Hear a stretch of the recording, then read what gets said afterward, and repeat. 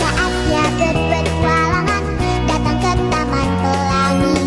Bersama teman-teman semua, yuk kita saling membantu. Aku punya tas berlari dengan si Joko.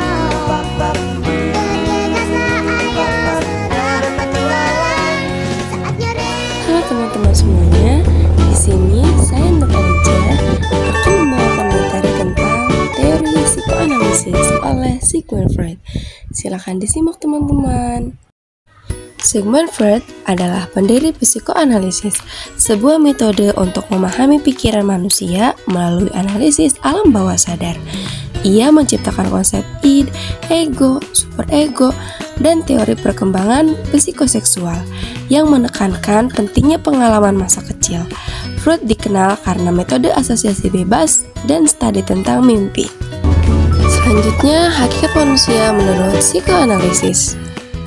Menurut psikoanalisis Sigmund Freud, hakikat manusia ditentukan oleh konflik antara dorongan bawah sadar, yaitu id, kontrol kesadaran yaitu ego, dan nilai moral yaitu superego. Manusia digerakkan oleh dua dorongan utama. Yang pertama itu eros atau insting kehidupan yang berhubungan dengan cinta, kreativitas, dan keberlangsungan hidup. Yang kedua, Thanos, insting kematian yang mencakup agresi dan kehancuran. Freud juga percaya bahwa perilaku manusia sangat dipengaruhi oleh pengalaman masa kecil dan konflik alam bawah sadar yang sering muncul melalui mimpi, selip lidah, atau gejala psikologis lainnya. Jadi, hakikat manusia menurut psikoanalisis adalah perpaduan antara dorongan biologis, konflik batin, dan pengaruh lingkungan. Oke, selanjutnya struktur kepribadian menurut psikoanalisis. Menurut psikoanalisis Sigmund Freud, struktur kepribadian manusia terdiri dari 3 komponen utama. Yang pertama ada id. Nah, jadi id ini adalah bagian bawah sadar yang berisi dorongan primitif seperti nafsu dan insting. Nah, id ini berprinsip pada pleasure principle atau mencari kesenangan dan menghindari rasa sakit. Contoh kasusnya, di saat jam istirahat, Vina merasa lapar dan langsung menuju ke kantin. Karena ia melihat di kantin sangat ramai, daripada ia mengantri untuk membeli makanan, ia pun memutuskan untuk mengambil makanan teman yang ada di depannya.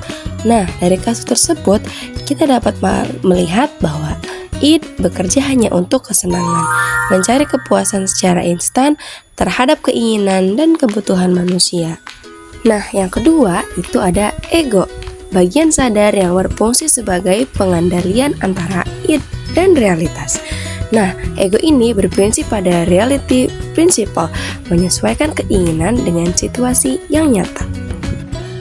Contoh kasusnya, Vina merasa lapar, namun ia tahu banyak teman-teman juga yang sedang mengantri makanan. Jadi, ia memilih mengantri meskipun ada keinginan besar untuk menyerobot barisan atau mengambil makanan temannya. Nah, ego itu mengerti bahwa orang lain juga memiliki kebutuhan dan keinginan.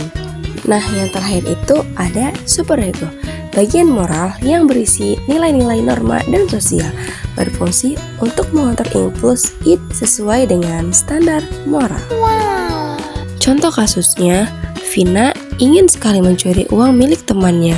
Ia memiliki kesempatan dan bisa melakukannya tanpa ada yang melihat.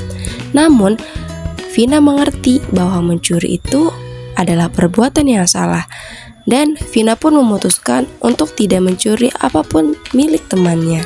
Ego dan superego dapat mencapai keputusan yang sama, tapi superego lebih mengedepankan berdasarkan nilai-nilai moral. Namun, ego lebih mengedepankan berdasarkan apa yang dipikirkan oleh orang lain. Oke, selanjutnya perkembangan kepribadian menurut psikoanalisis Sigmund Freud. Menurut Sigmund Freud, perkembangan kepribadian manusia terjadi melalui 5 tahapan psikoseksual, di mana setiap tahap berfokus pada zona eritogen tertentu. Konflik yang tidak terselesaikan pada tahap tertentu dapat mempengaruhi kepribadian di masa dewasa.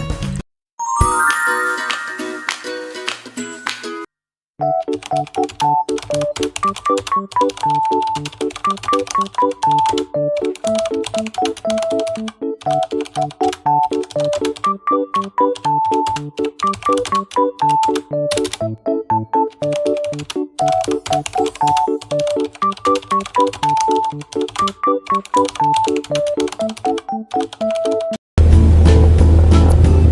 yang terakhir adalah kesimpulan.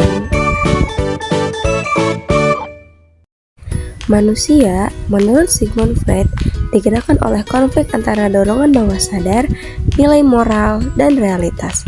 Kepribadian terbentuk dari 3 elemen utama: id, ego, dan superego. Perkembangannya melalui 5 tahapan psikoseksual. Yang pertama ada oral, anal, falik, latent, dan genital, di mana pengalaman masa kecil berperan besar untuk membentuk kepribadian. Psikoanalisis menegaskan bahwa perilaku manusia dipengaruhi oleh interaksi kompleks antara dorongan biologis, pengalaman, dan konflik alam bawah sadar. Oke teman-teman semuanya, mungkin cukup sampai sini saja video yang dapat saya sampaikan. Kurang dan lebihnya mohon maaf. Terima kasih sudah menyimak. See you.